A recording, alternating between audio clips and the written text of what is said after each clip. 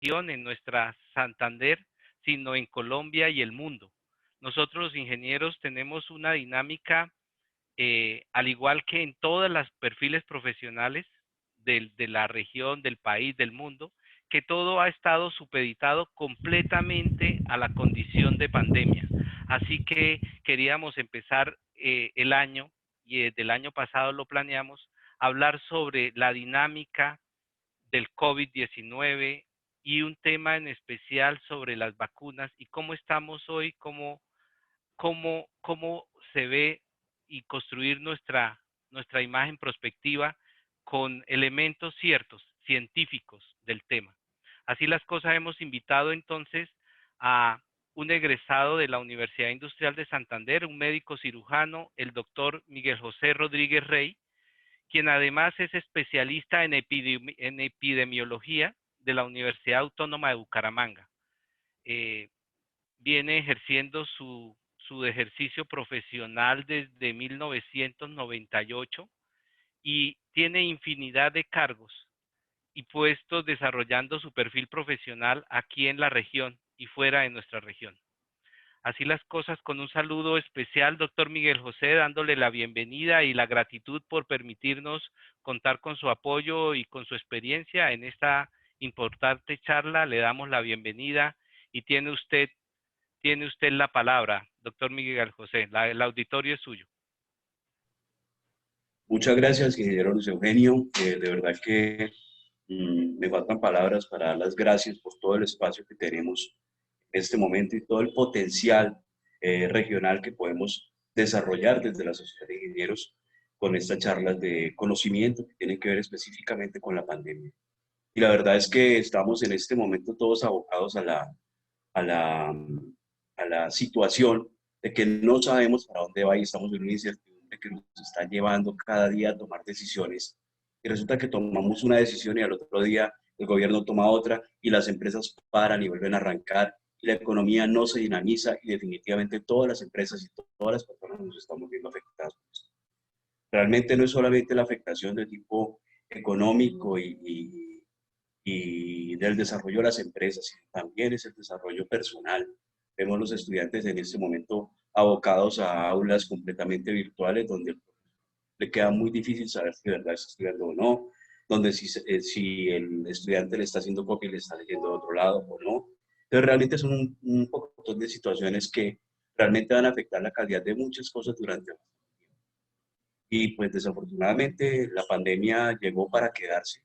Y tenemos simplemente que buscar la manera de podernos eh, proyectar dentro de esta problemática, entenderla y tratar de adaptarnos como seres muy inteligentes que somos, tratar de adaptarnos a la misma pandemia con el objetivo de poder convivir con ella y tratar de sacar adelante. Se han hecho muchos esfuerzos de muchos modos, de muchas partes, y realmente pues mm, estamos viendo que a veces damos palos de ciego con el tema. Entonces, pues si ustedes me permiten, vamos a dar inicio a la presentación denominada Preparativos para la Postpandemia, Vacunaciones y Retorno a la Vida Normal. Entendiendo normal como una nueva normalidad que tenemos nosotros que aceptar y tenemos que buscar la manera de atacar para poder convivir con ella y poder sobrevivir como especie y poder sobrevivir como seres en la Tierra. La verdad es que dentro de todo este proceso de la pandemia, un día se nos dio la vuelta al mundo y al dársenos la vuelta al mundo nos vimos abocados a estar encerrados en un espacio mucho más pequeño, donde las únicas que tenían libertad eran las aves y nosotros estábamos completamente amarrados acá. Todos tuvimos algún tipo de cambio de meta. Yo tenía diferentes metas en la vida y yo pienso que todos hemos tenido alguna meta: crear una empresa, desarrollar algún proyecto, estudiar, viajar, cambiar el carro. Sin embargo, pues ahora la meta que tenemos para 2021 es podernos vacunar y llegar con vida a diciembre y que vaya bien y que nuestros amigos, nuestros familiares puedan llegar también a diciembre para poder compartir con ellos.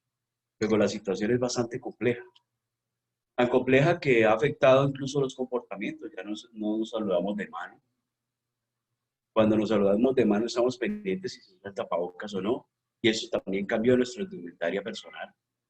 Y adicionalmente encontramos que incluso algunos objetos que antes no eran importantes para nosotros, hoy son indispensables. Todos cargamos una botellita con alcohol en el bolsillo o en el carro, tenemos nuestro dispensador de gel y ya prácticamente parte del presupuesto está dedicado solamente a este tipo de implementos teóricamente para protegernos de la situación que nos está generando el virus.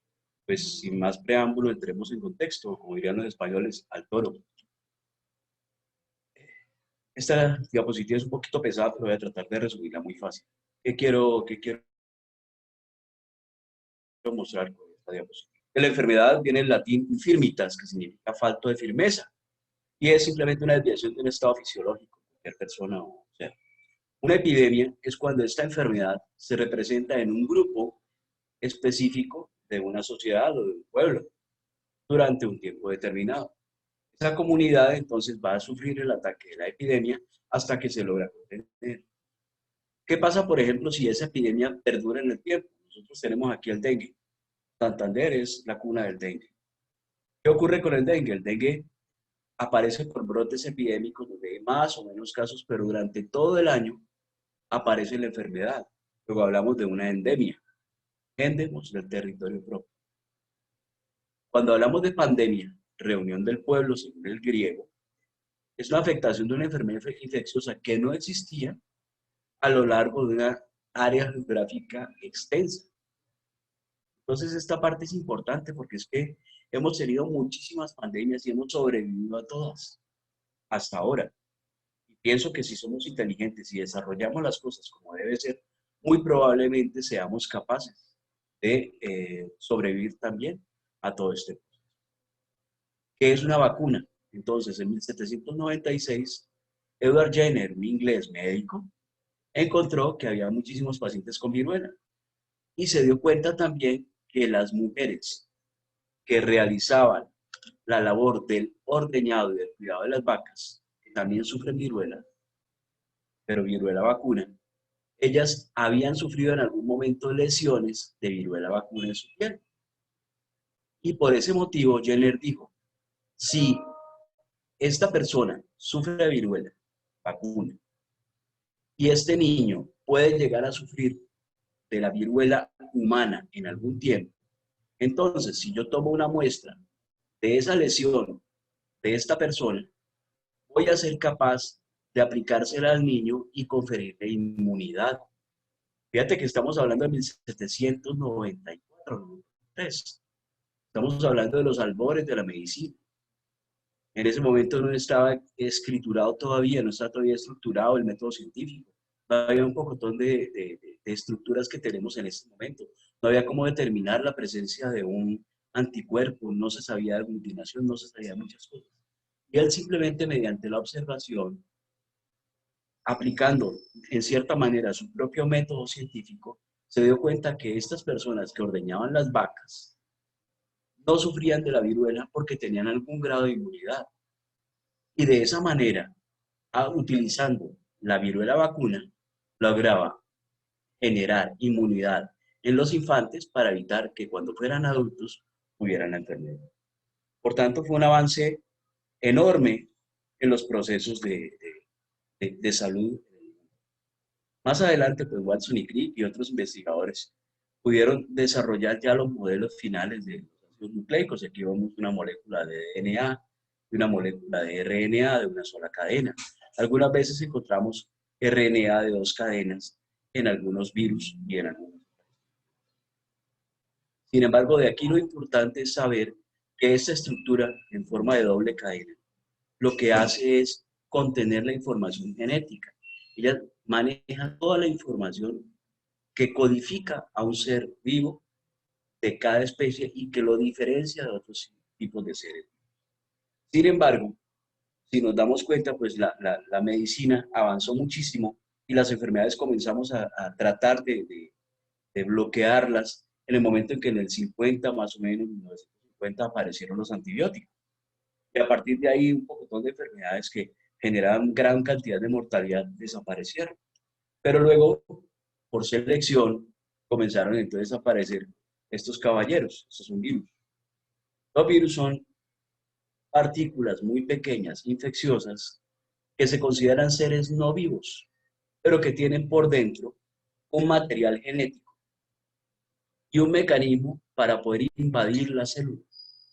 Entonces, esto es algo que para muchos fue inicialmente una locura porque eran pocas las enfermedades que teníamos que se podían demostrar que eran virales, entre ellas la viruela, la varicela y diferentes tipos de enfermedades, pero están relativamente controladas. De pronto, hacia 1950, 60, no se podía controlar de pronto el virus del herpes, pero comenzaron a aparecer algunos medicamentos. Pero luego aparece este señor que es un coronavirus. Se llama coronavirus por su estructura, que parece una corona. Y toda esta superficie que vemos acá alrededor, que no es sino los puntos de enlace que llamamos nosotros los médicos. Esas proteínas S que son las que sirven para adherirse a la célula e invadir la célula a través de un receptor, fueron las que hicieron darle el nombre de coronavirus. En el momento se conocen pues 4 tipos de coronavirus, de los cuales el más importante es el beta. ¿Qué pasa cuando se habla de una posible pandemia por virus? La OMS dice que aparezca un virus nuevo. Aparece un virus nuevo en Wuhan en el año 2019. Que el virus sea capaz de producir casos graves. Que adicionalmente no exista una población inmune y que previamente nunca haya circulado.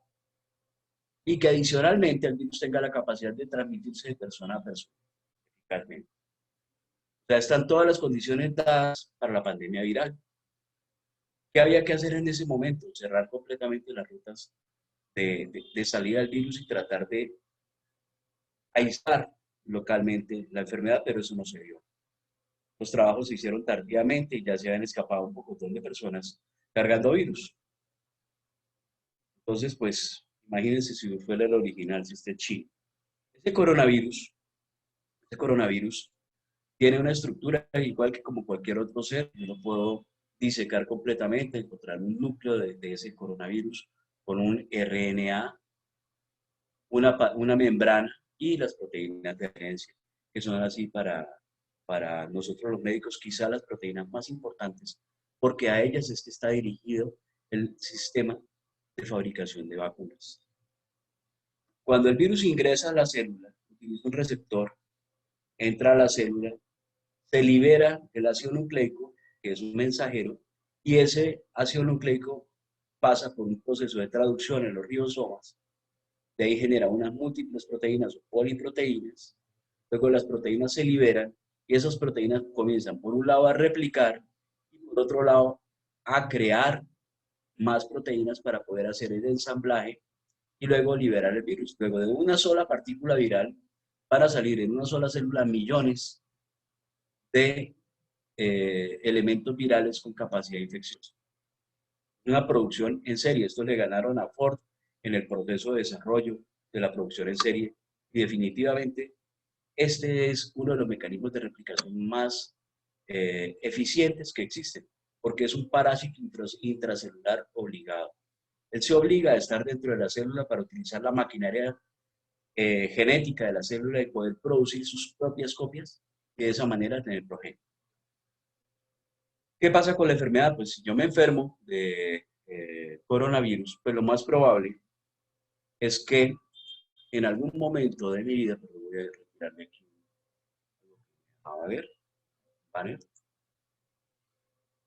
En algún momento de mi vida voy a tener unos síntomas, como son fiebre, tos seca y fatiga.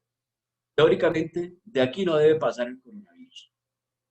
El problema es cuando a mí me comienza dolor de cabeza, congestión nasal, fallas en el olfato y en el sabor, tos con esputo, dolor de garganta, falta del aliento, dolor muscular, articular, escalofríos, náuseas, vómitos, diarrea. En este momento ya tengo que pensar en que hay que buscar como sea a un médico para que me ayude en este proceso. Y definitivamente, si el médico encuentra alteración de conciencia, fiebre muy alta, tos con sangre, dificultad de respiración, dolor torácico, pulso irregular o poca o una micción, ya hay que pensar en que ese paciente requiere un manejo en niveles superiores, probablemente. Los hallazgos, pues típicamente quizá lo más frecuente es encontrar unos daños a nivel del pulmón, que son bastante frecuentes y que reducen muchísimo la capacidad del pulmón para poder ventilar oxígeno. Y obviamente el paciente se va a sentir ahogado a pesar de que esté haciendo todo el esfuerzo posible para tratar de sobrevivir. Lo cierto es que dentro de todos los procesos, lo que buscamos los epidemiólogos es que se aplanen las curvas. Todos hemos escuchado la expresión aplanar la curva. ¿Qué significa aplanar la curva? Yo tengo un periodo de tiempo y tengo un número de casos. Tengo una capacidad instalada del sistema sanitario. Si me dicen, tengo 600 UCIs en Bucaramanga, en Santander, significa que solamente 600 pacientes van a poder tener servicio y las UCIs están llenas. O sea que si aparece el 601, no hay UCI. Y hasta que no se recupere o fallezca uno de los pacientes que está en UCI, no puedo yo abrir esa UCI para poder volver a poner otro paciente. Aplanar la curva significa buscar, mediante algunas técnicas de control de la población, que esta curva pase de este estado a este estado, lo cual significa que en este punto yo sí voy a poder tratar a todos los pacientes, pero acá definitivamente todo lo que me sobrepase la capacidad del sistema va a tener mal pronóstico. Si yo logro esto, me doy cuenta que esto ocurrió en un espacio corto de tiempo. Tengo que prolongar la infección para que se pueda dar el proceso. ¿Qué hicimos al principio de la pandemia, en marzo? Santander se abocó a buscar mecanismos para poder incrementar el número de UCIs en el departamento. Se buscó también la forma de que se capacitaran los médicos, de que las clínicas tuvieran espacios COVID y espacios no COVID. Pero el problema que nosotros hemos tenido siempre es nuestro propio desarraigo y nuestro propio desorden social, que genera en muchas ocasiones que, a pesar de tener un sistema sanitario en estas condiciones donde no está copada la capacidad del sistema, la gente se agolpa a los sistemas de urgencias pensando diferentes cosas, generan gran cantidad de problemas, entonces se van el viernes a rumbear, se accidentan en la moto, nos copan UCIs y cuando nos damos cuenta, las UCIs que teníamos para los pacientes COVID están ocupadas por el que se accidentó en la motocicleta, el de la riña callejera que lleva apuñaleado, cualquier tipo de situación de esas que nos copan las UCIs y que nos bloquean completamente en la posibilidad de salvar. Lo cierto es que nos cambió el mundo y pasamos de un momento de gran vida social y de gran integración a un momento en que los restaurantes están así, los negocios están de esta manera, las calles las vimos completamente vacías en algún momento y de pronto los únicos necios que salíamos éramos los profesionales de salud, buscando muchas veces lo que no queríamos. Lo cierto es que la epidemia es demasiado avasalladora para todo el sistema. Nos tiene cansados a todos, tanto al no médico como al médico, como a la persona que no tiene absolutamente nada que ver con salud, porque desafortunadamente los cambios ocurren muy rápidamente y tenemos que adaptarnos. Esto es un reporte de la Universidad Johns Hopkins de fecha 24 de enero, donde Colombia aparecía con el número 11, en número de casos, de un global de 98.853, perdón, de 98.853.000, pasamos a 2.000.002 en Colombia. Eso representa nada menos que, pero el 2.03%, no me salió aquí el letrero, 2.03% de la población. Y la mortalidad estábamos con 2.122.000 global y Colombia estaba con el valor de 51.000 casos, lo que representaba el 2.4 de la serie. Sin embargo, cuando vamos a mirar hoy, hace 40 minutos, 3:22 pm, número de casos 100.000, veníamos de 98.000, estamos en 100.000 ya, perdón, de 98 millones a 100 millones 652. Y Colombia entonces aparece nuevamente en el puesto 11 con 2.041. Incrementamos 39.000 casos en cuestión de 3 días. Y mortalidad pasamos de 2.122.000 a 2.167.000, donde tenemos 52.128 casos. De 50.000, tuvimos 2.000 y tenemos un glorioso 2.4. Todos decimos, bueno, pues vamos relativamente bien. Sin embargo, miremos, son 192 países y tenemos el honroso puesto número 11. Adicionalmente, en el mundo tenemos una población de 7.841 millones de habitantes y Colombia con 50.000 habitantes, 50 millones de habitantes, tenemos únicamente el 1.02% de esa población. Luego, comparada mortalidad con densidad poblacional, con número de casos presentados, realmente que lo pone uno a pensar. Cuando miramos Santander, a fecha 24 de enero, teníamos 98 millones de casos contra 80.412 casos. Esto nos da 4.01% del número de casos de Colombia. Luego, no estamos tan bien. Ya cuando miramos el estado general de los casos confirmados, 1.891.000 casos confirmados en Colombia, tuvimos 2.277 casos que fueron importados, o sea que llegaron de fuera del país. ¿Cuántos de nosotros viajamos en esa época y llegamos a Colombia de pronto para el virus? Y de estas personas, en este momento, llegamos a este volumen, porque es un comportamiento completamente exponencial el que se está dando en la replicación del virus.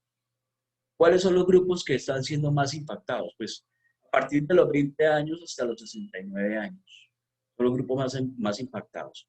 Sin embargo, si vamos a ver de los 20 a los 69, son los grupos etarios en los cuales hay mayor capacidad de producción. Luego, toda la maquinaria productiva del país paró, primero por las normas y segundo por la enfermedad.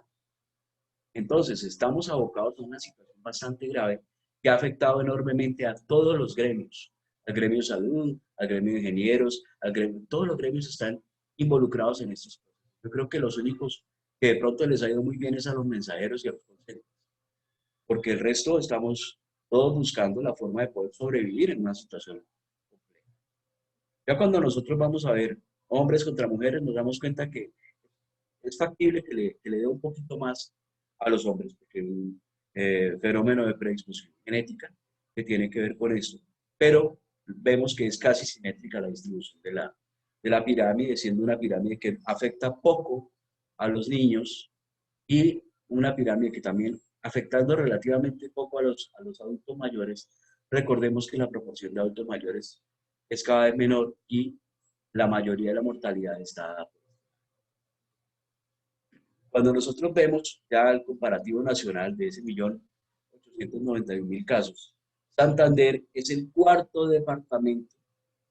Primero es Bogotá, definitivamente, pero seguido Antioquia, Valle del Cauca, Cundinamarca y Santander como el cuarto departamento en tener embate por culpa del coronavirus. Y Bucaramanga es la séptima ciudad en el país con este tipo de luego, estamos bien, pero pudiéramos estar mejor.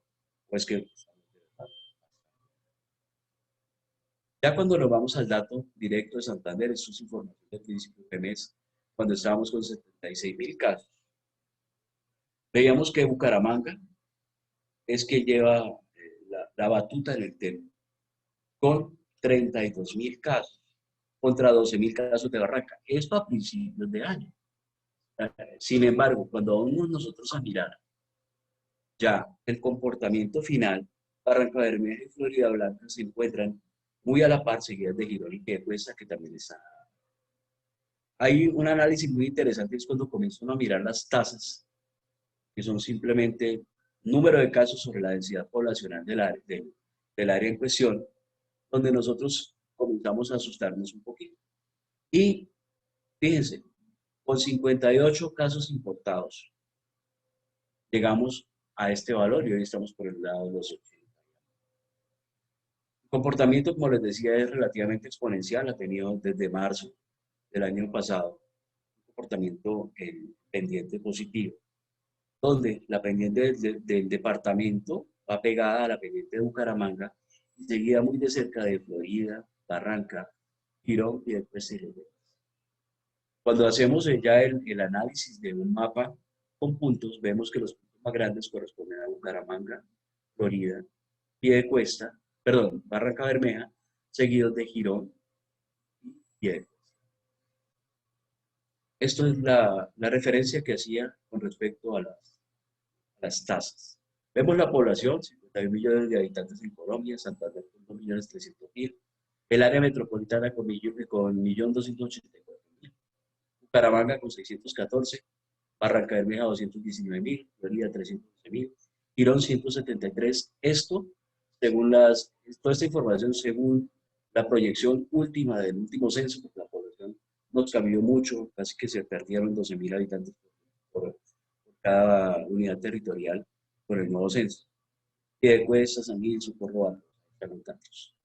Los casos, pues el descenso que tenemos donde llama la atención ver que el área tiene 55.000 casos diagnosticados como positivos y donde realmente las tasas que son número de casos sobre el número de habitantes, ese valor multiplicado por 100.000, donde esos datos nos dan que Bucaramanga y Barranca Bermeja tienen las tasas más altas, con 5.300 y 5.500 casos por cada 100.000 habitantes.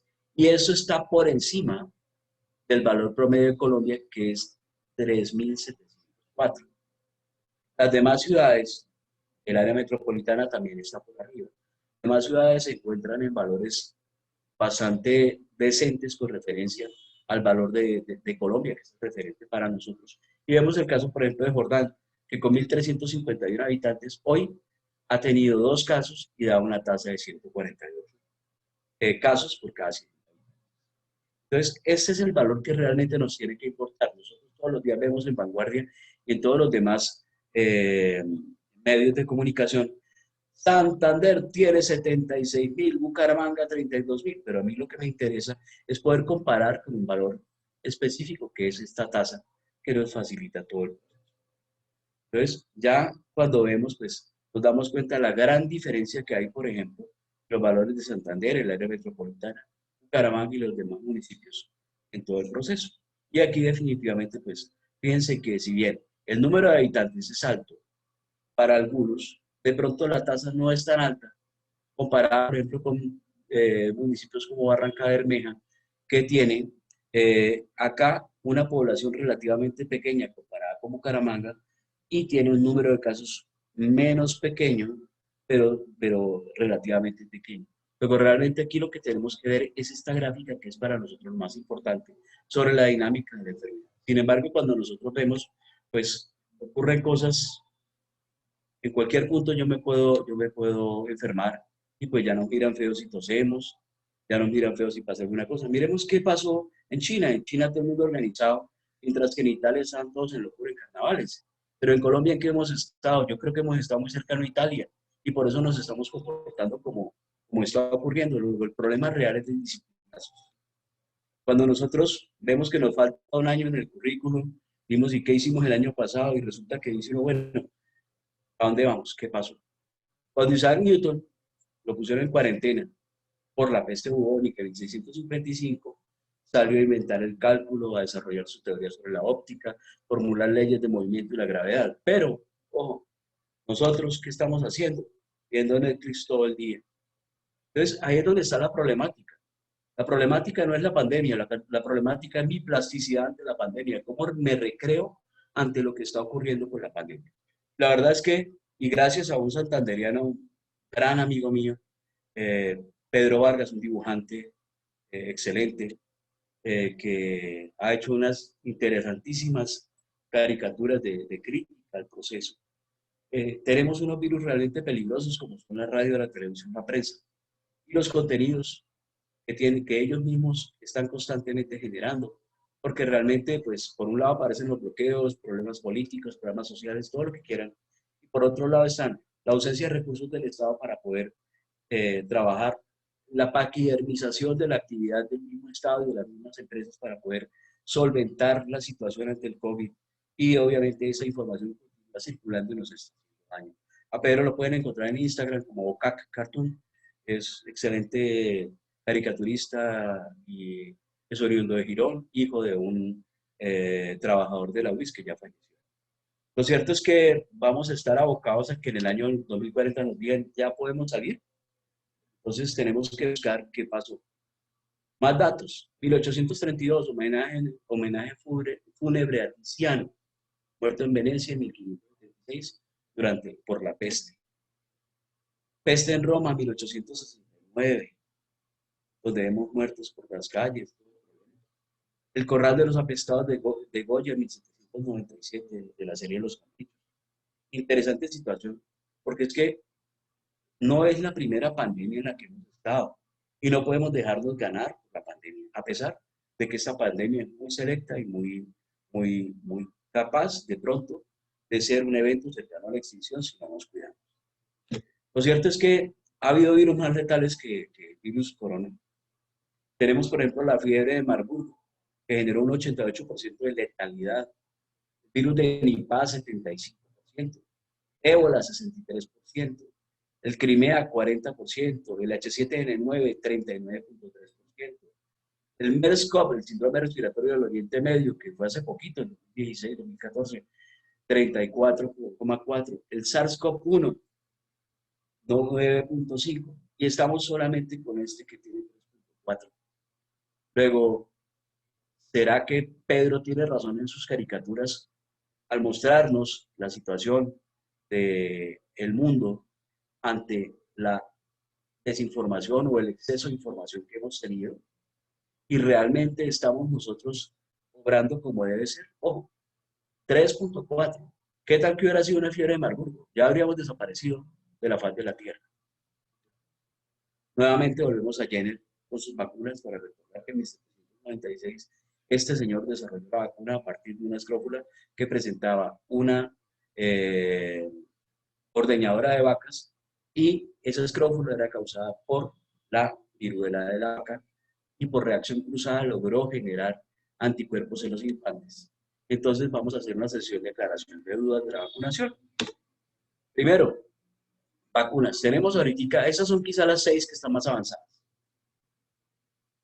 Moderna y la Pfizer-BioNTech, que son muy parecidas, que tienen que ver con tecnología de ARN mensajero. O sea, ese mismo ácido nucleico que mostrábamos al principio, que se lo robaron al virus, lo sacaron, fraccionaron un pedacito que es el que codifica la proteína que les había dicho, la proteína S o Spike, que es la de adhesión, y de esa manera ellos le inyectan este ARN mensajero a las células humanas para enseñarles a producir la proteína, de tal forma que en cualquier momento la proteína se expresa y el sistema inmunológico ataca la proteína, aprende a atacarlo y de esa manera bloquea el virus. Ellos pregonan una eficacia del 94.1%, 95% para Pfizer, pero tienen un problema, requieren ultra enfriamiento a menos 70 grados centígrados, con contenedores muy costosos que no se pueden tener en todos los municipios. Luego difícilmente se va a poder llegar con este tipo de vacunas a toda la población. En este momento hubo una prueba interesantísima que pues el país que más vacunación ha hecho es Israel. Ellos llegaron a 5 millones de vacunados, y al hablar de vacunados es que recibieron las 2 dosis, no una sola, eso requieren 2 dosis, 2 dosis de vacunas. 5 millones de una población de 9 millones y medio de habitantes. Luego están por encima del 50% de la población total, y están buscando precisamente qué pasó, porque al principio ellos decían que sí, que la eficacia era buena, que no era lo que decía Pfizer ni Moderna, que era un poquito más bajita. Luego dijeron en otra publicación hace unos días que sí, que les había ido bien con la vacuna, que efectivamente daba esto, pero hoy amanecieron con las UCI llenas, y el día de ayer fue el día de mayor mortalidad por coronavirus en toda la pandemia ¿para qué? Para Israel. Entonces, pues estamos todavía muy dudosos acerca de lo que está pasando. Tiene la de Oxford, que ya se hizo prueba clínica aquí en Colombia, aparentemente funciona, está ya autorizada para trabajar en algunos países, 62% de eficacia. La de Sinopharm, 79% de eficacia. La de Johnson Johnson todavía no se conoce la eficacia, están apenas adelantándola. Y la Sputnik, que pregona un 91.4% y tiene varios ensayos clínicos en desarrollo Todas se encuentran en fase 3, o en este momento todavía son experimentos.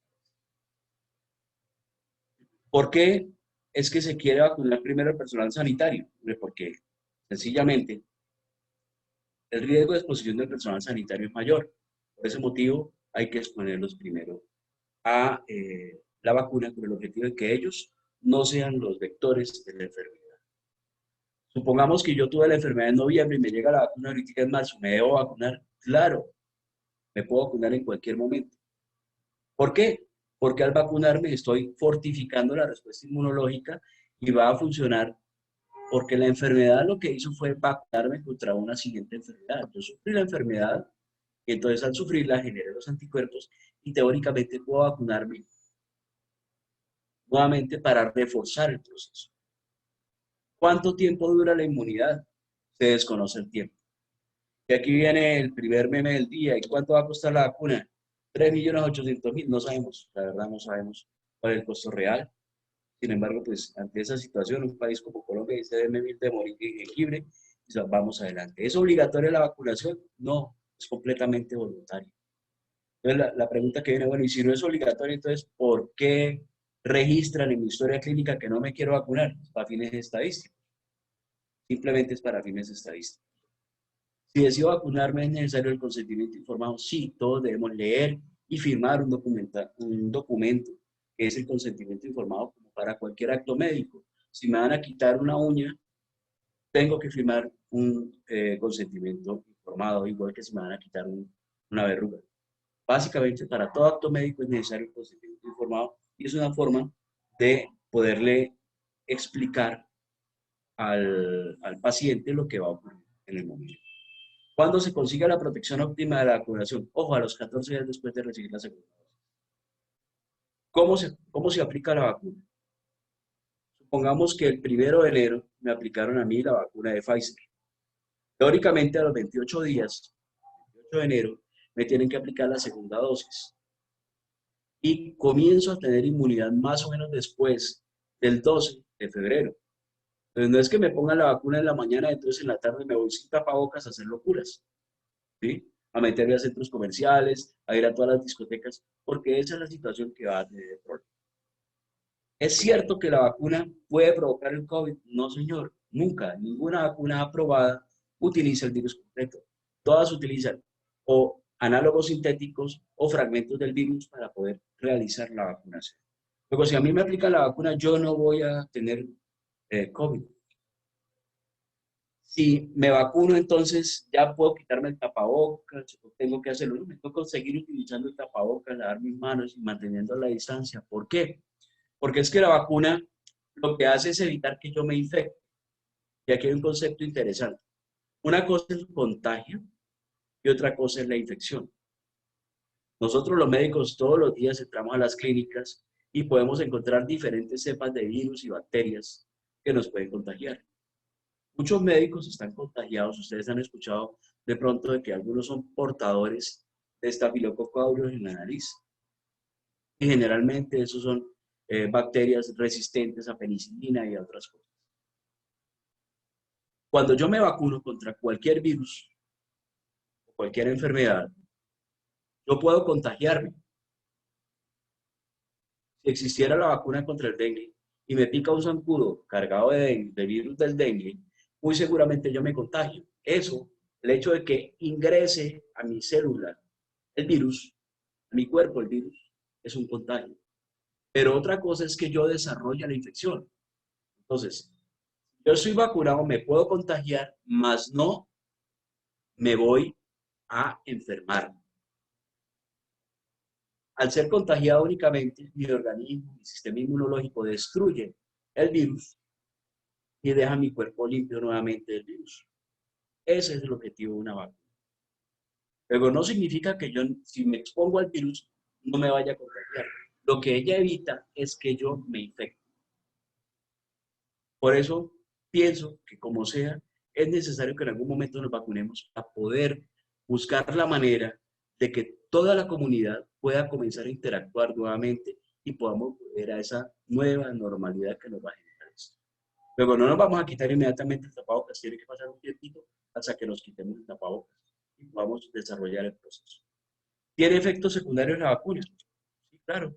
Todo medicamento tiene efectos secundarios. Lo que pasa es que yo busco que el medicamento no me vaya a hacer tanto daño a pesar de curarme de la enfermedad. Si yo tengo para mi problema de hipertensión, por ejemplo, tengo que tomar un medicamento que bloquea completamente la función del corazón y que no me llega sangre al cerebro, pues es preferible estar hipertenso que estar sin sangre en el cerebro. Entonces, más o menos es lo que nosotros buscamos, una compensación donde los efectos adversos sean más bajitos o secundarios sean más bajitos que el mismo daño que pueda generar la enfermedad. ¿Cuáles son los efectos adversos más comunes? Pues reacciones locales como dolor e inflamación en el sitio de inyección, dolor de cabeza, cansancio, lo puede producir la vacuna, dolores musculares, dolores articulares, incluso fiebre puede presentar la vacuna. Pero hay algo importante y es que son menos frecuentes en los mayores de 55 años. ¿Por qué? Porque el sistema inmunológico de una persona mayor de 55 años es menos potente que el de uno de 18. ¿Yo sufro de alergia y me puedo vacunar? Pues claro que me puedo vacunar, pero hay que informarle al equipo para que ellos tomen precauciones, no sea que yo haga un shock anafiláctico y tenga problemas. Por eso hay un protocolito que quiero explicarle a todos ahorita en el momento de la vacunación. Y pues el infaltable Quino nos demuestra que el mundo es hermoso, pero cuando es una maqueta, porque el original es un desastre. Si tengo una enfermedad aguda grave, ¿podría vacunarme? No, no es conveniente. ¿Por qué? Porque hay que esperar a recuperarme de esa enfermedad para poder retar a mi cuerpo con la vacuna. Si tengo una enfermedad leve, sin fiebre o una afectación sistémica, ¿me puedo vacunar? Claro que sí. No es una razón válida para posponer la vacunación y necesariamente hay que hacerlo. ¿Y al cuánto tiempo pueden aparecer las reacciones inmediatas? Pues en el protocolito que les hablaba hace un momento, como en cualquier vacuna, uno tiene que observar al paciente durante al menos 15 minutos después de la vacunación. Sin embargo, personas con antecedentes de reacciones alérgicas hay que observarlas hasta por 30 minutos después de la vacunación para que no vayan a hacer el shock anafiláctico. Entonces, por protocolo en Colombia se dijo, nos vamos a evitar ese problema de que sí, pero no, y que yo le digo mentiras al médico. Entonces, siempre que nos vayamos a vacunar, nos van a poner los 30 minuticos sentaditos en una silla, observándonos a ver qué pasó. Y, por ejemplo, hace unos días me puse otra vacuna, por ejemplo, la de la influenza estacional. ¿Cuánto tiempo tengo que esperar? Al menos 7 días. Si yo tengo los síntomas del COVID y estoy de pronto esperando una respuesta de un laboratorio, ¿debo vacunarme? No, no me puedo vacunar. Lo que tengo que hacer es entrar en aislamiento y esperar la recuperación. Y después de la recuperación, ¿cuánto tiempo necesito para vacunarme? Más o menos 90 días para esperar a que esté consolidada la respuesta inmunológica y entonces lo que hacemos al vacunar es dar un refuerzo a esa vacunación y de esa manera esa persona va a tener un sistema inmunológico mucho más potente contra el virus. Yo estoy en cuarentena porque tuve un contacto estrecho con un caso positivo, ¿me puedo vacunar? Sí, pero debo terminar la cuarentena. O sea, tengo que esperar los 10 o 14 días que me impongan del proceso. Nuevamente, y si ya tuve COVID, pues la vacuna me va a reforzar la respuesta inmune previa. Luego me sirve aplicarme la vacuna a pesar de haber tenido COVID. Si soy un paciente inmunosuprimido por cualquier medio, porque me dan pastillas, porque tengo HIV, por cualquier cosa, ¿me puedo vacunar? Claro que sí. Pero la respuesta inmune va a ser más pobre y por ese motivo la enfermedad le puede dar. Hay que estar pendientes de la evolución y que el médico lo esté valorando para eso. Aquí una pregunta que me hacen cada rato, que si una madre está lactando, ¿se puede vacunar? Pues en este momento no se considera riesgoso para el bebé, pero se está estudiando. Todavía no se ha dicho la última palabra. Y si está embarazada y se vacuna, pues no hay una evidencia suficiente para recomendar el uso durante el embarazo. Es preferible esperar a que termine el embarazo y que termine la lactancia para poder iniciar el proceso de vacunación.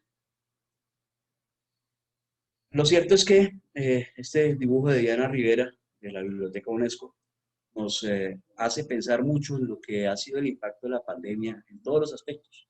Salud mental, trabajo social, yo creo que ha tenido mucho trabajo, psicología, porque la gente ha perdido la paciencia, la esperanza, la salud física, ha ocurrido el distanciamiento, eso está generando gran cantidad de problemas. Hoy podríamos estar de pronto reunidos en un aula, pero aquí estamos todos sentados mirándonos las caras a través de un computador para poder determinar qué estamos haciendo. Lo cierto es que Todo esto nos ha llevado a muchos cambios en nuestra vida. Hace unos días veía yo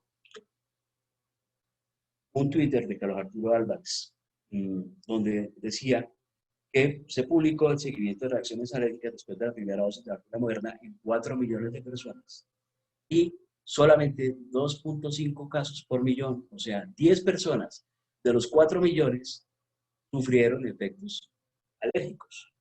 Luego es muy interesante ese caso, pero después nos comienzan a bombardear los datos israelíes que soportan que Pfizer tiene una efectividad enorme, esto de enero 25. Hoy, a la 1:10 p.m., expertos dicen que los test serológicos son ineficaces y que la inmunidad no requiere los anticuerpos. Entonces, si aquí me están diciendo que me están generando anticuerpos por una vacuna, y ahora hay unos expertos también de Israel que están diciendo que la inmunidad no requiere anticuerpos, sino que requiere respuestas celulares, yo creo que nos falta muchísimo por estudiar todavía. No podemos captar victoria cuando todavía nos dicen que Israel se encuentra en bloqueo todavía total 3 semanas y de todos modos les aparecen infecciones enormemente. Y allá no es un país como Colombia, donde estamos en bloqueo, pero es que yo salí a dar una vuelta, que voy a jugar un partido de fútbol, que voy a trotar, que saqué el perro. Allá si la gente está en la calle y la pescan, es una multa de $1.800 y cárcel. O sea, estamos hablando de un país donde se aplica la disciplina, es lo que de pronto nos falta a nosotros. Esto en enero 26, al otro día de la otra información. Hoy también, a las 5:26 de la mañana, el staff del Hospital de Jerusalén dice que está colapsado bajo la tercera ola de infecciones COVID. Entonces, después de haber vacunado 5 millones de personas, ¿es eficiente la vacuna? La verdad, hace falta todavía mucha información para poder saber si definitivamente las vacunas están obrando como deben obrar o si de verdad lo que estaban avisando en este tema, que la inmunidad de anticuerpos no es eficiente para contener el virus y requerimos de una inmunidad celular, significa que no hemos estudiado todavía todas las fronteras de la ciencia para poder determinar qué sirve y qué no sirve. Lo cierto es que después de haber dicho el ministro de Salud el sábado pasado que todo estaba perfecto, hoy colapsó todo el sistema sanitario de Israel por esto. Entonces, de verdad que tenemos que pensar nuevamente, mi amigo Pedro Vargas, Cartoon, con sus ocurrencias sobre cómo estábamos avanzando. Esta fue una situación que generó él como en noviembre, diciendo que teníamos una pendiente muy cercana a la pendiente que les mostré de Santander al principio, y estábamos avanzando contra el virus con un spray de alcohol y utilizando ruedas cuadradas. Bastante difícil. Y la locura de los días sin IVA que nos impactaron enormemente. Pero la pregunta es, ¿vamos a seguir así, escondiéndonos del progreso? ¿Vamos a continuar escondidos de un virus que no vemos, que no sabemos dónde está y que no sabemos qué va a pasar en algún momento? Hay situaciones muy interesantes, como por ejemplo ver que noviembre 26, estamos hablando de hace casi 3 meses, China pospandemia, completamente activada, trabajando por todas partes. Negocios que germinan en medio de la pandemia. Esto fue, mire, aislamiento de todas las fiestas por pandemia en Wuhan, economía y coronavirus, negocios ganadores, coronavirus en China, cómo está haciendo el regreso del trabajo en el gigante asiático. Lo que tenemos que pensar es redefinirnos, diversificarnos para poder hacer cualquier transformación en las formas de hacer negocio por pandemia. Y sea el negocio que sea, el negocio de la salud, el negocio de los ingenieros, el negocio de los contadores, el negocio que sea, tiene que transformarse. El virus llegó para quedarse y llegó para cambiarnos de alguna manera. Depende de nosotros si somos capaces de adaptarnos a ese virus, si somos capaces de convivir, si somos capaces de avanzar en este proceso. Entonces surge la pregunta, ¿y si todos nos vacunamos, vuelve la normalidad? Pues requerimos primero al menos un 75% de población inmune a la enfermedad, pero no sabemos si funcionan las vacunas, no sabemos si los tratamientos están funcionando adecuadamente, desconocemos muchas de las gestiones del virus y definitivamente estamos años atrás de diferentes economías. a qué apostó Estados Unidos? Apostó definitivamente a vacunar a todo el mundo con el objetivo de poder salir adelante de la pandemia y tratar de repuntear. ¿Qué hizo China? Bloqueó las áreas, disminuyó la cantidad de casos. Y si vamos a mirar en los datos que nos entrega, por ejemplo, la Universidad de Johns Hopkins, China en ese momento ya no es eh, el primer lugar en número de casos, incluso está por debajo de Colombia, está con 450.000 y ahí se quedó. No sé si es que la información la filtran, no la dejan salir, o lo que está ocurriendo es que simplemente la información que están entregando es veraz y están logrando hacer los avances que ellos eh, pregonan. Cierto es que el marketing digital se dinamizó en la China, el área post-pandemia, y lo estamos comenzando a ver comenzar acá. La verdad es que para todos no es un secreto esto. Yo veo aquí a unas personas reparando unas redes, y es que cuando el pescador no puede salir al mar, utiliza el tiempo preparando las redes. Esta parte sí que es importante porque definitivamente si nosotros no utilizamos este tiempo para replantearnos, replantear las situaciones de la pandemia, saber que no hay una fórmula mágica para que de la noche a la mañana desaparezca el virus y volvamos nosotros a nuestra normalidad anterior, sino que tenemos que transformar nuestra sociedad, tenemos que transformarnos como personas y tenemos que conseguir la forma de que mi comunidad se transforme y mi comunidad pueda adquirir inmunidad contra el virus, no podemos llegar a ningún lado. Quisiera de pronto invitarlos a una pequeña sesión de preguntas. Espero no haberlos aburrido.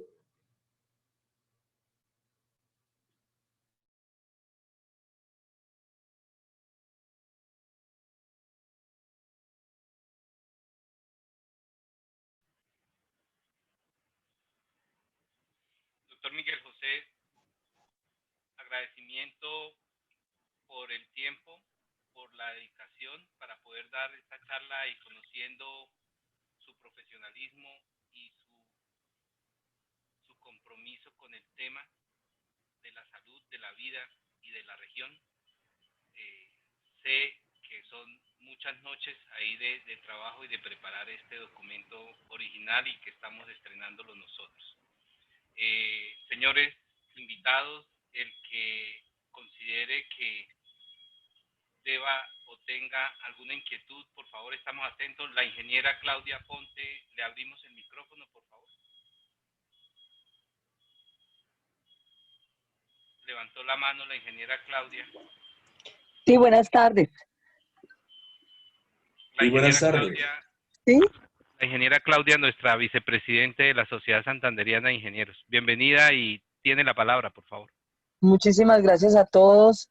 Gracias, presidente. Gracias a todos los asistentes por participar en algo tan importante, pero sobre todo gracias al doctor Miguel por una exposición que hacía muchísimo tiempo estaba necesitando el gremio, pero y la comunidad en general. Una habilidad para presentar con tanta facilidad la información técnico-científica, con una fluidez, pero sobre todo con una actualidad que solamente tengo que decirle gracias, gracias, reconocerle ese estatus de profesional que sabe transmitir conocimiento, pero sobre todo que todos los comentarios están orientados también a la reflexión, no solamente a informar, sino a que reflexionemos como personas, como ciudadanos, como profesionales, como parte de una familia, la responsabilidad que a cada uno nos acoge. Yo, ingeniero Luis Eugenio, eh, una presentación meramente excelente. Doctor Miguel, felicitaciones y felicitaciones a todos los que estuvimos acá. Me perdí la parte inicial porque estaba en otra reunión, me excusan, no volverá a suceder. Me gustaría volver a escuchar al doctor Miguel. Muchísimas gracias, presidente. Doctor Miguel José, nos escriben también en el chat de la posibilidad de hacer una nueva presentación, pero tendríamos que revisar la disponibilidad en su agenda y coordinar la invitación. Lo único, ¿cierto? Y Claudia por supuesto lo sabe, es que estamos haciendo uso de la puntualidad y buen uso de la puntualidad. Entonces, sí estaba ahí en una reunión previa y lo sabíamos en ese momento, pero bueno, eso es un tema allí. No sé si alguien tenga más preguntas, tenga algo para consultarle al doctor Miguel José.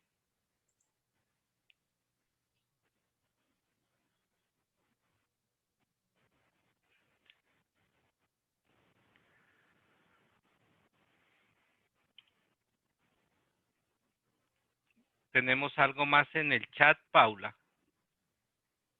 Que se me escape.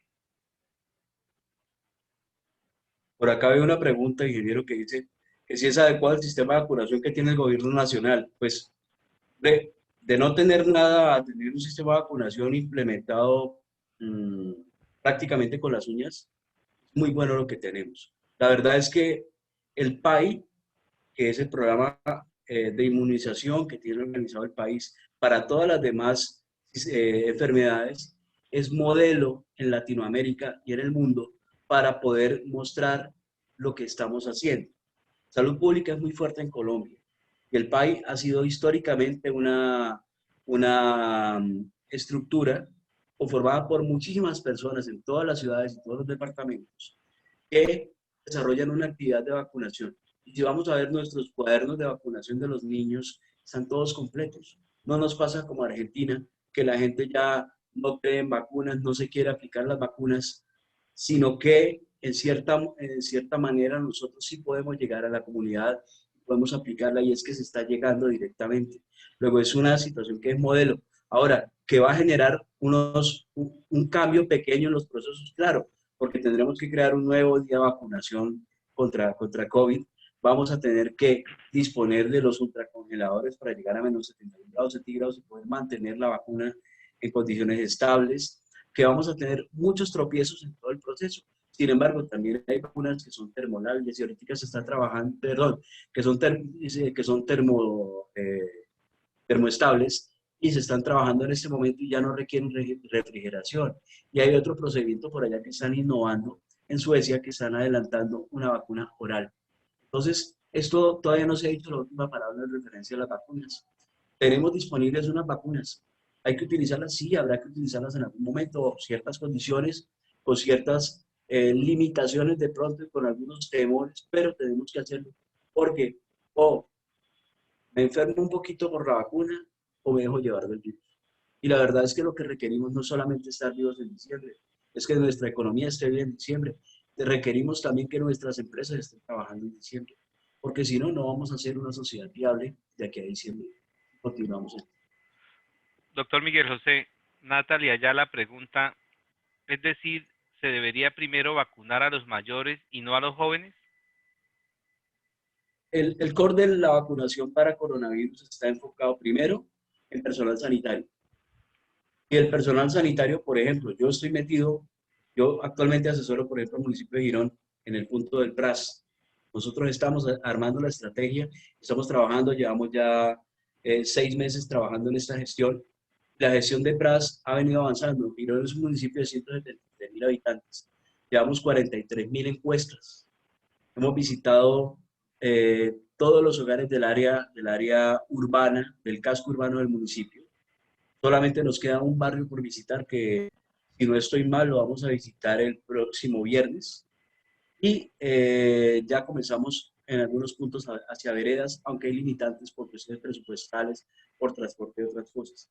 Pero de esas 43.000 encuestas nos han salido personas sintomáticas, sí, más o menos unas 9.000 personas sintomáticas. A esas 9.000 personas se le han hecho muestras y algunas personas asintomáticas que nos han sumado más o menos 14.000 muestras en total. Y de esas 14.000 muestras nos salieron aproximadamente un 27% de pruebas positivas. Luego, de verdad, se está haciendo una gestión muy interesante y eso es lo que está haciendo toda el área metropolitana. Bucaramanga lo está haciendo, Piedecuesta lo está haciendo, Lebrija próximamente va a arrancar con ese proceso. Y el asunto es que podamos llegar con la estrategia atrás a todo el sitio del departamento y ojalá de la nación, porque es una estrategia que permite dar coberturas y saber situaciones de sintomatología que presentan.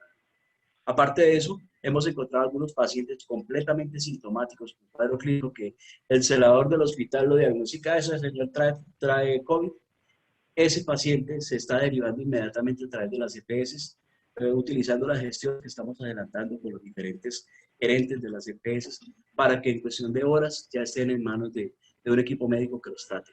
Luego, realmente lo que se está haciendo es bien interesante. Y obviamente, la vacunación y todo lo demás va a venir y adicionalmente nos va a llegar otra cosa. En este momento, Bucaramanga, por ejemplo, está haciendo un análisis de la seroprevalencia. ¿Qué es eso? Están buscando en la sangre de las personas habitantes de Bucaramanga que ya tuvieron COVID, recogen el listado, los llaman, los citan, les hacen una prueba de sangre y en la prueba de sangre están determinando si tienen o no tienen anticuerpos contra el COVID.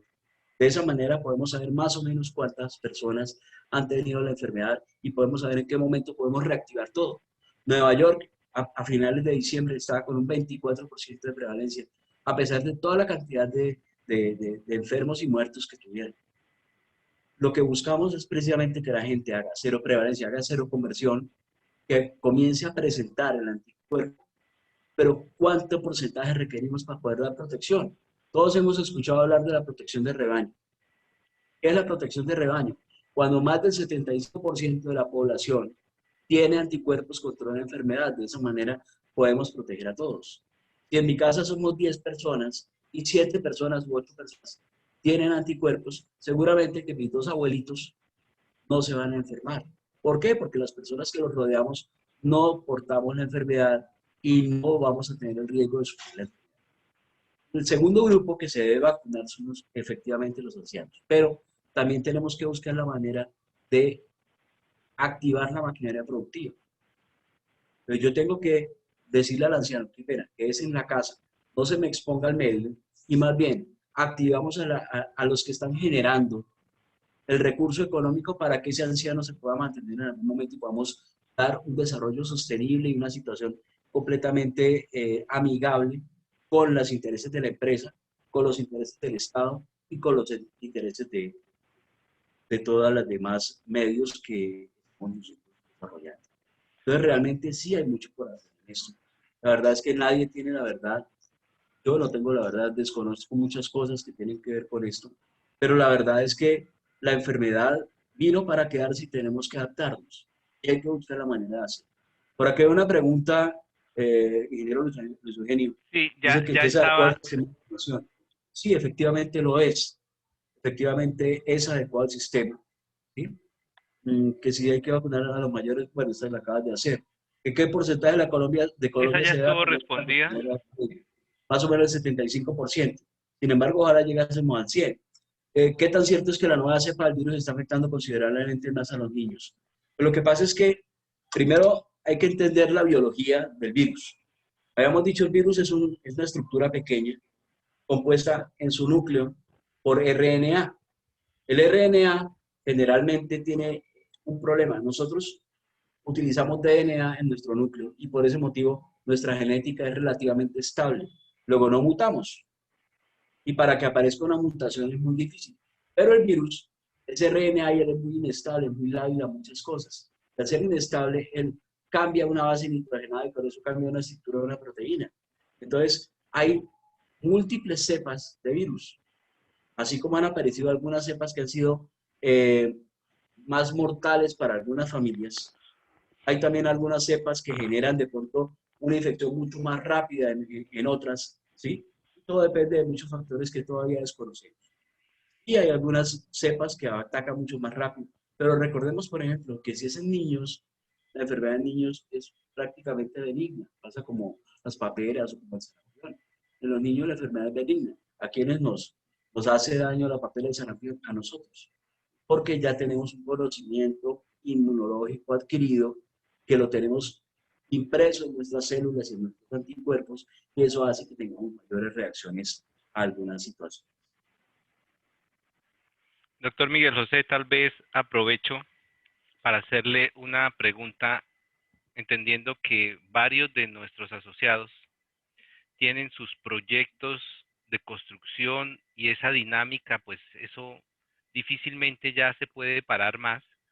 Hay que arrancar, tienen obreros, tienen personal administrativo, tienen esa parte y aprovechar con eso también que nos haga una buena recomendación para todos, sencilla y práctica dentro de su lenguaje muy práctico y muy profesional y experto en el tema de epidemiología.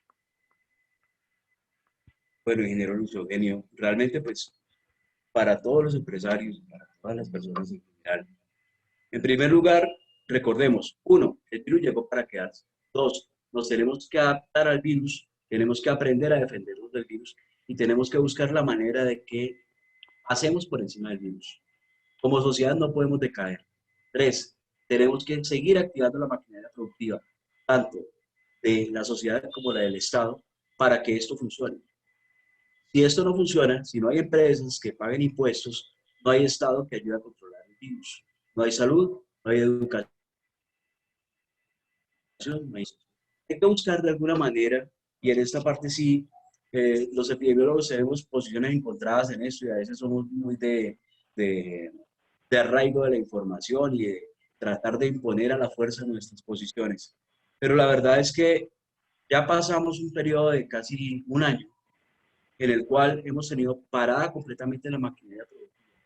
¿Y quienes han logrado salir un poquito adelante? Yo que día me veía un informe de Forbes muy interesante donde estaba explicando perfectamente que hay empresas que simplemente la pandemia ha sido ideal para ellas y han crecido muchísimo. Entonces la pregunta es, ¿dónde está mi problema? Si lo que tengo que hacer es armar un campamento en el sitio donde tengo el edificio, no dejar salir los muchachos, ponernos a trabajar en jornada continua para que realicen todo el proceso, pues hombre, es interesante poder desarrollar el proceso de esa manera, así tenga que trabajar como si fuera un campamento petrolero, por ejemplo, y saber dónde que nadie salga. Pero lo que tenemos que hacer es tratar de dinamizar esa economía para que todo salga. Si yo dejo un edificio tirado 8 meses, pues la producción se me va a parar y al parar la producción no voy a tener recuperación de capital, lo que voy a tener es pérdidas. Lo mismo cualquier tipo de proyecto. En ese momento, ¿qué tenemos? ¿Qué falencias tenemos? Todas las que quieran. En Colombia faltan aplicaciones de comunicación para ventas. En Colombia faltan aplicaciones destinadas a clústeres específicos. Esta semana veía por allá una aplicación que me pareció muy interesante para comercialización de productos agrícolas. ¿Por qué? Porque es que hace unos meses veíamos que estaban llegando los camiones de papa y los estaban botando al río porque nadie los compraba porque no estaban funcionando abastos. Entonces, nos vamos a bloquear sencillamente por eso. Hay que buscar los diferentes métodos para poderlo hacer. Hay que cambiar un poquito. Fíjate que este tiempo que hemos estado como relativamente encerrados, que los carros han tenido poco kilometraje, que las bombas de combustible han vendido poca gasolina, es un tiempo en el cual hemos visto como reverdecer la naturaleza, como que estamos más tranquilos nosotros, como que el aire está mejor, como que, o sea, en cierta forma todo nos está como llevando a que entendamos que somos nosotros el problema y que tenemos que cambiar. Luego, la recomendación para el empresario es continúe, desarrolle. Si tiene que pasar derechos de petición, solicitud, todo lo que necesita, hagas, pero sopórtese. No hizo el primer derecho de petición soportado por un epidemiólogo, por ejemplo. ¿Sí? Y entonces, la Secretaría de Salud le llega el derecho de petición solicitando la autorización para poder abrir cierta cosa.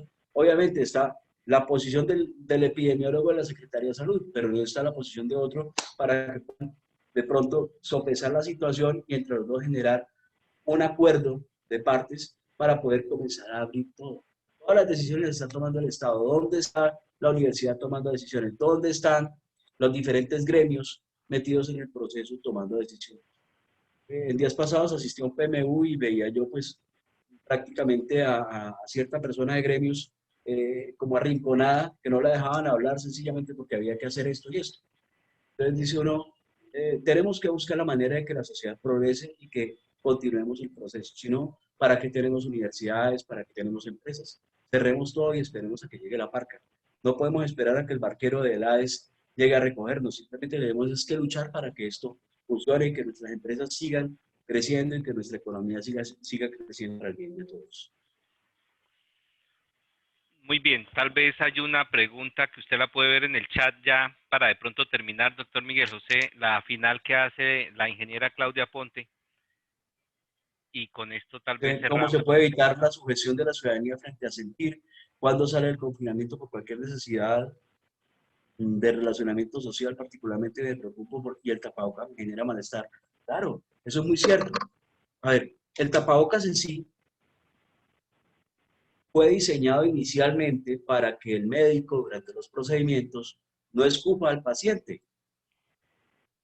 Los tapabocas de tela, la gente anda en tapabocas de tela por la calle y se sienten felices y los consiguen de colores, sabores, olores, todo lo que quiera, pero esos tapabocas no sirven. ¿Por qué? Porque permiten el paso del virus. De pronto sí evitan que cuando yo estoy hablando, expulso babitas, expulso un spray, se queda ahí pegado y por eso termino al final del día con el tapabocas mojado.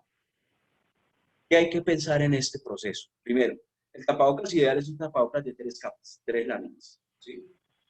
De un material específico, ya está determinado por todos los medios y PIMA tiene las características específicas del tapabocas. Y de esa manera, con el mismo esquema que se utiliza, no sé si ustedes recuerden cuando los videos de aviación le filtran a uno los posibles errores y le dicen a uno que tienen tantas capas para filtrar que esa retícula permite solamente de pronto el paso de la luz en un punto y ahí es donde ocurre el error y de esa manera ellos lo buscan en los accidentes de aviación. Aquí hacemos lo mismo. Las 3 capitas están en una retícula con una posición diferente, de esa manera van bloqueando los posibles vías para que pase el virus. Entonces, el ideal es el tapabocas quirúrgico, tapabocas sanitario, de uso ya habitual para todos. No el tapabocas de tela, ni el tapabocas N95, que no tiene ningún sentido que lo utilicemos, y menos un N95 con una válvula acá, porque esa válvula es para que salga el aire, pero en cualquier momento se puede quedar trabada la válvula por una gota de saliva, por sudor, por cualquier objeto, y la válvula queda abierta y queda completamente expuesto al medio ambiente. Entonces, en teoría, dejemos los N95 para uso clínico. Hay unos N95 de uso en industria que son precisamente para esas indicaciones, para la industria, y nosotros utilicemos el tapabocas normal. ¿Que no lo tenemos que cambiar? Sí, es necesario cambiarlo. Y ojalá todos los días o cada ciertas horas en que estemos expuestos. Pero lo ideal es que no estemos expuestos. Por ejemplo, esta acción que estamos haciendo. Yo creo que todas las empresas están abocadas en este momento a realizar labores desde casa. Tenemos que continuar con la labor desde casa, pero buscando la forma de dinamizar. Porque es que no todo puede ser que no, estoy en la casa, entonces no le pongo cuidado a estar aquí, sino que estoy pendiente del perro, estoy pendiente de que la comida se me va a quemar, de que está tarde y que tengo que hacer. No. Ese tipo de situaciones tenemos que nosotros cambiar el chip y desarrollar nosotros nuestra propia disciplina. El problema nuestro es la disciplina. Y hasta ahorita estamos aprendiendo esto. En los Estados Unidos, en Europa, muchas veces sesionan simplemente por este medio, a pesar de tener trenes rápidos que están de Berlín a Londres en cuestión de una hora. En este momento la gente está sesionando de esta forma y hace mucho tiempo lo hace. ¿Por qué no podemos nosotros también entrar en eso? ¿Reducimos costos? Sí. ¿Reducimos tiempo? Sí, el tiempo es plata. Reducimos, mejoramos la capacidad de desarrollo de información, mejoramos la interacción. Pues este tipo de situaciones ayudan mucho. Eso es de pronto lo que más se necesita.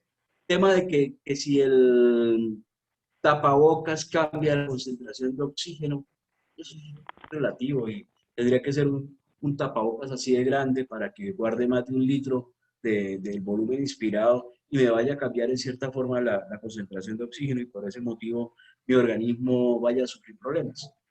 Notemos esto, si yo cogiera en ese momento a un Sherpa y lo trajera aquí a Bucaramanga, lo siento acá y le tomo una muestra de sangre, voy a encontrar que su hemoglobina y su hematocrito van a estar disparadísimos, van a estar elevados. Que ese hemoglobina y hematocrito van a estar muy por encima de mis valores normales. ¿Por qué? Porque ese Sherpa, en la condición de vivir allá en lo alto de las montañas del Tíbet, del Himalaya, ese Sherpa va a desarrollar unos mecanismos de compensación de esa disminución de oxígeno. Si lo comparamos con un costeño de de Barranquilla a la orilla del mar, muy probablemente vayan a ser muy diferentes, incluso sus hemoglobinas, la cantidad de hemoglobina, todo lo demás. ¿Por qué? Porque es simplemente un proceso de transformación. Pero no nos preocupemos porque si nos entra más o menos oxígeno por utilizar los tapabocas. De pronto sí la situación alérgica que comentaba Carlita en garganta sí puede ocurrir con algunos tapabocas. Luego habría que experimentar con diferentes marcas de tapabocas porque puede ser simplemente una situación generada por algún solvente, algún tipo de sustancia que esté adherida al tapabocas y me esté generando el problema. Luego habría que experimentar con diferentes marcas para poder determinar. Pero en este momento es necesario usarlo. Si me vacuné, yo puedo contagiarme y al contagiarme yo puedo transmitir el virus durante un pequeño espacio de tiempo. Pero si en ese pequeño espacio de tiempo tuve contacto con mi mamá que tiene 84 años, muy probablemente la enfermo.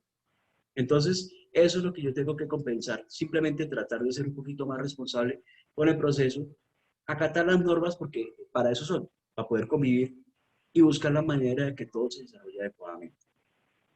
Doctor Miguel José, tal vez entonces, antes de despedirnos, demos el espacio para una última pregunta, y es la que Claro, hace el ingeniero Milton, que dice, si estamos desarrollando un proyecto y surgen casos de contagio, de los de de no contagio, cerrar, debe ser, debe ser de de no no cerrar la cerrar obra. la obra, ¿estamos expuestos a sanciones? Debemos. Desafortunadamente sí. Sí, desafortunadamente sí. A ver, pero el asunto es cerrar la obra y ¿para qué cerrar la obra? Yo ayer le preguntaba a alguien en Girón, en la administración municipal, decía, bueno, hubo una situación con un comerciante, al cual los 3 vendedores resultaron con COVID. Entonces, pues, ¿qué debe hacer el comerciante? Retire los vendedores, haga un proceso de limpieza, desinfección del área, y al otro día puede continuar vendiendo si trae otros vendedores. Ah, si toma la decisión de que no, que va a continuar con los mismos 3 vendedores y continúa en el proceso, pues obviamente que hay que sancionarlo por el riesgo de contagio. Pero si uno cambia a la persona temporalmente o prescinde de esa persona durante unos días mientras se recupera, no tiene ningún problema y se puede continuar desarrollando la actividad. Lo que pasa es que hemos sido demasiado tajantes con ese proceso y en este momento pues lo que uno está viendo es que casi todos los empresarios están buscando la forma de poderse defender ante ese tipo de ataques y se sienten atacados por el mismo Estado, porque muchas veces ni siquiera el Estado comprende la norma. Y quien creó la norma la creó a las carreras copiada por allá de otro lado, porque aquí no tenemos los grandes desarrolladores de leyes. Aquí lo único que sabemos es copiar. Hemos copiado casi todas las leyes que tenemos. Entonces, cada día aparece una ley diferente que la encontré en tal parte, que la encontré en tal otra parte, y desarrollan un montón de situaciones que lo que están haciendo es complicarle más la vida a la gente. Lo que tenemos que buscar es dinamizar todo este proceso. Ah, si me aparece una persona enferma, la aíslo, la mando para la casa y continúo en mi labor. Que tengo aquí el reemplazo, listo, vino el reemplazo a trabajar y pues, la persona regresó. Pero no podemos, no debemos parar los procesos sencillamente porque aparece uno o dos personas. Y eso es lo que hay que discutir adecuadamente con las autoridades en el momento. Perfecto. Eh, el ingeniero José Pablo iba a hacer una pregunta, por favor. Siga, ábrale el ¿Quién ha micrófono, apagado el ingeniera micrófono? Paula. Ingeniera Paula, ¿le abre el micrófono, por Ya, favor? ya. Doctor, buenas tardes, noches ya casi. Muy buenas De noches. antemano, pues muchas gracias por su intervención, muy productiva, muy informativa para todos. Pero tengo acá una dudita que yo creo que no sé si Hijo de pucha, se partió algo por allá. Una dudita que en el noticiero de hace unos días escuché y como que es mito y no sabe uno a qué creerle, y es que el tema este de la bañada de la gente con alcohol al entrar a la casa y los tapetes embadurnados con piscina de alcohol que lo que hacen es encharcar las casas y volverlas nada y las Y señoras dañar los bravas zapatos. y dañar los zapatos, ¿eso funciona, no funciona o realmente el virus es protegerse de él con el tapabocas y el lavado de manos? Esa es la pregunta que le tenía. Ahí hay posiciones encontradas en los diferentes estudios. Hay estudios positivos hacia esta información y negativos. Hay informes que dicen, por ejemplo, que el virus puede permanecer durante 12 horas en algunas superficies y hasta 3 días en otro tipo de superficies. Hay que buscar esos informes y acoplarlos a lo que hacemos. Pero tomemos en cuenta el ejemplo que está dando. Yo vengo de la calle es piso, cemento, ladrillo y de pronto pavimento. ¿Qué temperatura alcanza un pavimento al sol? Cerca de 50, 55 grados, un poquito más a veces, porque a veces he encontrado pavimentos que se le pegan a uno en la huella del zapato, ¿sí? De pronto por la mezcla, por alguna cosa, los ingenieros sabrán más que yo de ese tema, pero eso eleva enormemente la temperatura del sitio. El virus, recordemos, es un virus envuelto, o sea, él tiene una superficie que se la robó a la célula, en la cual él expone las proteínas de superficie, ¿sí? Entonces, al hacer eso, él se robó un pedacito de citosol de la célula. ¿Y qué es el citosol? Fácil. No es sino un fragmento de... Paula, tenemos ahí un visitante ahí. Por favor, saquémoslo de la charla, por favor. Ingeniera Paula. Tenemos ahí una situación que tiene que ver específicamente con... Listo, salió.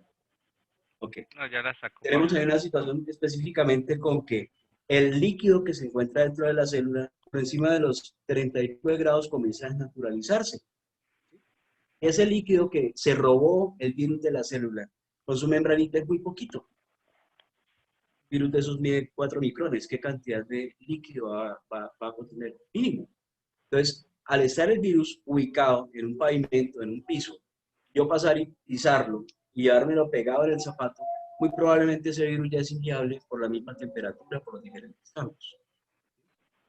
No todo el mundo está escupiendo en el piso, yo no me voy a parar encima de los escupitajos que encuentre, luego seguramente tampoco va a ser el mecanismo. La verdad es que yo qué hago en mi apartamento, yo me quito los zapatos en la puerta, los dejo allá y entro tranquilo, no pasa nada. Lo que sí hago es que, claro, como vengo de un medio clínico, lo primero que hago es que paso directo al baño, me cambio la ropa, me doy un baño, me pongo ropa nueva y ya, estamos nuevos, ¿sí? De pronto hay algo que sí he hecho y me parece que funciona, es tratar de hacer gárgaras con cualquier sustancia, ¿sí?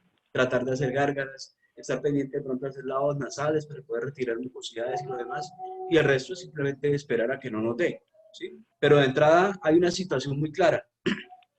Quienes estamos expuestos constantemente al virus, los médicos, si tenemos pequeñas dosis de virus diarias, es muy probable que si nos infectamos, estamos haciendo simplemente un proceso de contagio y generación de anticuerpos contra el mismo contagio. Luego es como si me estuviera vacunando todos los días a los pacientes.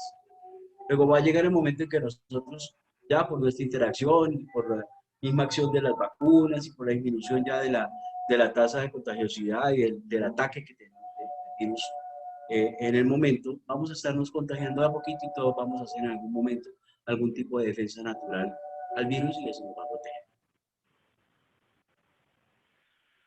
Doctor Miguel José y compañeros de la Sociedad Santanderiana, nuestra organización, nuestra junta directiva quiere expresarle agradecimientos por su importante trabajo, por su colaboración.